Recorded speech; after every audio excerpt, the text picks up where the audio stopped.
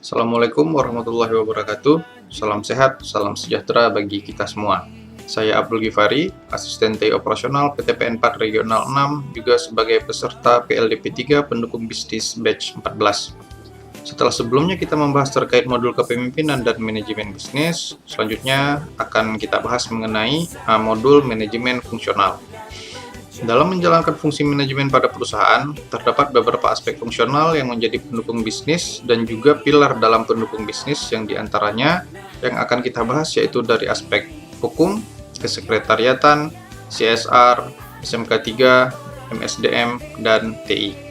Nah, dari aspek hukum itu sendiri membahas terkait PT atau perseroan terbatas, yang dimana PT itu bertujuan untuk menyediakan barang dan jasa bermutu tinggi dan berdaya saing kuat serta mengejar keuntungan guna meningkatkan nilai perusahaan. Dan organ PT itu terdiri dari 3, yaitu pemegang saham atau biasanya dapat disebut juga dengan RUPS, mempunyai wewenang yang tidak diberikan pada direksi atau dewan komisaris dalam batas yang ditentukan dalam undang-undang dan atau anggaran dasar. Selanjutnya ada komisaris yang menjalankan pengawasan dan kebijakan dalam pengurusan perseroan, dan direksi yang menjalankan pengurusan operasional dan proses bisnis perseroan. Selanjutnya akan kita bahas terkait sekretaris atau kesekretariatan, di mana kesekretariatan dalam organisasi ini bertujuan untuk menjamin kelancaran dan kegiatan organisasi atau perusahaan, menjadi acuan utama dalam membicarakan permasalahan terhadap pimpinan dan membantu kelancaran kegiatan pimpinan, yang biasanya itu dilaksanakan, tugasnya itu disebut sebagai seorang sekretaris yang merupakan orang profesional yang membantu seseorang atau pimpinan dalam melaksanakan tugasnya.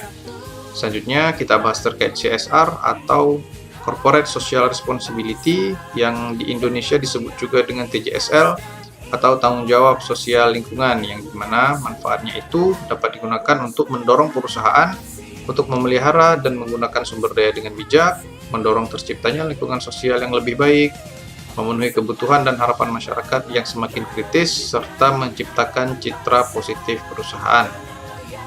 Selanjutnya itu ada SMK 3 atau Keselamatan dan Kesehatan Kerja, yang merupakan kegiatan untuk menjamin dan melindungi keselamatan kerja para tenaga kerja melalui upaya pencegahan kecelakaan kerja dan penyakit akibat kerja.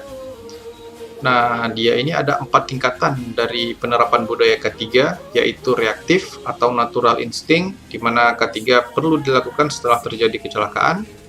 Dependent, melaksanakan K3 karena perintah atau diawasi. Independent, yang melaksanakan K3 untuk kepentingan sendiri, serta interdependent, yang menjadi harapan kita semua, yaitu melaksanakan K3 bukan hanya untuk diri sendiri, namun juga saling mengingatkan apabila sesama pekerja lupa atau lalai dalam penerapan K3. Selanjutnya terkait MSDM atau manajemen SDM, di mana paradigma pengelolaan SDM semula itu dia hanya berfokus kepada business impact. Nah, sekarang menjadi lebih berfokus pada outcome, kapabilitas SDM, budaya, dan organisasi dalam bisnis. Dalam segitiga atau piramida pengelolaan SDM itu, yang awalnya tradisional HR atau personal management yang melihat karyawan hanya sebagai pekerja, kemudian naik tingkatan menjadi HR management atau human resource management yang melihat karyawan sebagai aset, dan sekarang itu diharapkan menjadi HC management atau human capital management yang melihat karyawan bukan hanya sebagai aset dan pekerja, namun juga sebagai investasi untuk mendukung perusahaan menjadi lebih baik. Selanjutnya terkait era pengembangan teknologi akan kita bahas dalam modul SIMTI, di mana era komputerisasi itu berada pada tahun 1960, kemudian berkembang menjadi era teknologi informasi pada 1970, kemudian era sistem informasi pada tahun 1980 sampai 1990, dan sampailah kita pada era globalisasi informasi dari tahun 1990 sampai sekarang. Nah, sistem informasi ini dia merupakan suatu kumpulan komponen dalam perusahaan yang berhubungan dengan proses penciptaan dan pengaliran informasi, yang juga menjadi salah satu pilar utama dalam mendukung pengembangan perusahaan, terutama dalam era globalisasi pada saat ini, yang dimana seluruhnya itu menggunakan teknologi.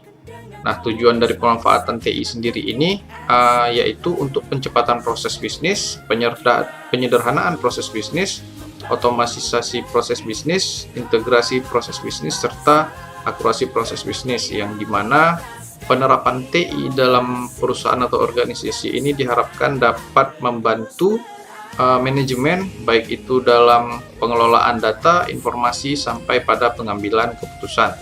Demikian video singkat dari saya terkait manajemen fungsional. Terima kasih atas perhatiannya, diucapkan terima kasih. Assalamualaikum warahmatullahi wabarakatuh.